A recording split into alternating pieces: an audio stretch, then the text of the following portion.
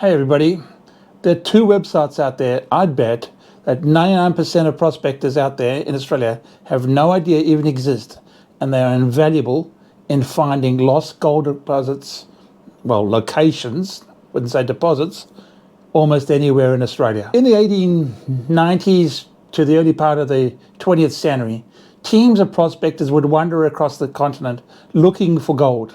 If there was any way they made money. But one of the things that was in the back of their mind is they were always looking for the next big thing. So that even if they were working a deposit at the moment, they'd come across a patch of small nuggets or a small area of nuggets, and they were busy dry blowing that or panning or whatever they're doing. As soon as they would hear that there was another more promising find somewhere else, they would basically drop everything they had and dash off to the new location. But what happened to the old location? It would still sit there. Most of those prospectors never came back, and eventually that location would drift away and just get lost into history. But luckily for us, back in the olden days, the newspapers of the day would record every rumor, every occurrence, every story of a gold nugget being found in their local area. So the editor may be chatting to some guy down at the pub, and he may be talking about finding an ounce nugget up Watset Creek. He would write a story about it, or just a couple of lines in the newspaper. And that is the only reference that's left to some of these gold locations. So pre-internet days, to go through the newspaper, we would have to grab the old copy of the newspaper and manually read through every article to look for locations of gold or nuggets or alluvial workings or whatever it is that you're looking for, hoping you'd find something. And it would take years to go through the newspapers. But luckily for us, in modern days now, in Australia, the National Library of Australia has digitised or scanned an absolute ton of these old newspapers and made them ready for searching for us. And I'll show you how to do that. And the information we get from those old papers, we'll feed them into the second website and actually try and come up with a coordinate to where that deposit is. So let's jump across to the computer screen, and I'll show you how to use these websites, and we can actually go from there. Okay, now we're over on the desktop. We'll go to the search bar in Chrome, or whatever browser you're using, and we'll type in Trove, as in treasure trove. And we're going for the one that's labelled from trove.nla.gov.au, from the National Library of Australia. So it says here, free online research portal, collaboration between National Library and hundreds of partner organisations. So we click on that one. Okay, now it may pop up a couple of boxes to ask you some various things, but you can just agree or disagree, your choice. They're not going to make any difference. You don't need to sign up, you don't need to log in, you don't need to do almost anything. It's as simple as to use.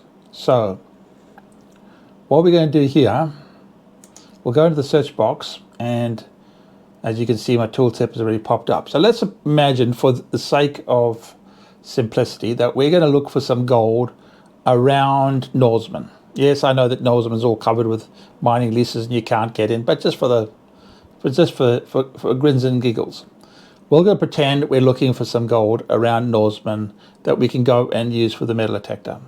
So what we're going to do here is we're going to type in the words Norseman alluvial, and then we'll just hit enter, and off it goes and comes back with 3 items that basically talk about Norseman alluvials. So let's have a look. So they range from 1897, 1897, 1898. Okay, so first one. As you can see, this is a scanned copy of an old newspaper, and it's done its best optical character recognition in scanning these newspapers to try and determine what these words are into digital English, for want of a better word, and that's what we can search on. So basically these words are saying fair alluvial still continues to be found in the gullies adjacent to the Queen of the West and Mary Carter mines. Handy. There's 2 bits of information there. Well, 3 bits really. We've got gullies, we've got, and 2 locations, the Queen of the West and the Mary Carter mine. Okay, so let's keep that in the little grey matter. Okay, so let's have a look at the next one, see if it's somewhat related. Okay, this one, it's down the side here. It's a pretty terrible optical character recognition stuff, but we can read this one. Northern alluvial, a fair amount of alluvial is being brought in from the neighbourhood of the Queen of the West and Mary Carter. Several men are apparently doing well. Amounts vary from 20 ounces to 30 ounces having been lodged in the bank. Not bad. Okay. So the last one is an old thing, and it says 3 nuggets were found today at the alluvial workings in Morrell's Gully, wherever Morrell's Gully is, another place name. The prospectors unearthed a large piece weighing 15 ounces, 16 pennyweight, and another slug weighing 10 ounces, 10 pennyweight. A 9-ounce, 8 pennyweight slug was also obtained. Not an inch of ground remains to be pegged. So obviously, popular place, big nuggets been found, and we've got another place name. So we're getting somewhere. Now, onto that second website that I told you about. Just changing direction, just a tack here quick. Thank you. Quick shout out to all those people that bought me a coffee last week. Much appreciated, guys. Special shout out to Prospecting 101 and Matthew Elliott. Thanks, guys. Much appreciated. Thumbs up. If you want to buy me a coffee, if you think this data is of some value to you, the link's down below. I really appreciate it. A like, subscribe, all the rest. Thanks very much, guys. Back to the content. So the second website, and I'll open a separate tab here, is one called Mindat.org.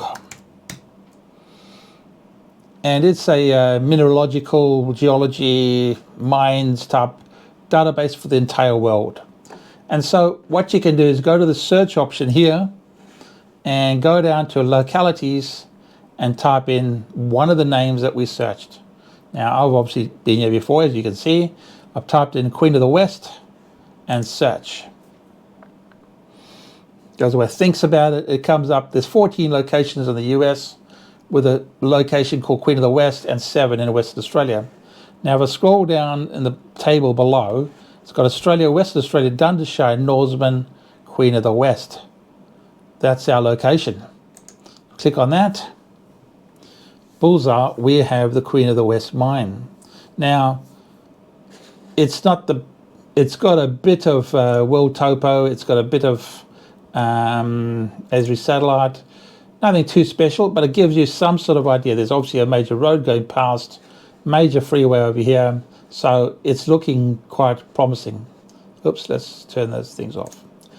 One of the nice things about this thing is it actually gives you the coordinates in both lat long decimal as well as degrees, minutes, seconds. So WGS 84 is always lat long, and it gives you a bit of information about here. So the St Albans line of leases from 1890s is about 3 kilometres east of Norseman, includes the Queen of the West extended, Mary Carter, Queensland, Norseman, Narracourt and St Albans lease itself.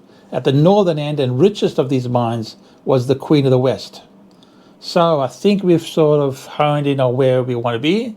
It's sort of found at the end of a ridge. It's probably gullies draining off a rich outcrop. Sounds like that could be exactly where the alluvial workings are.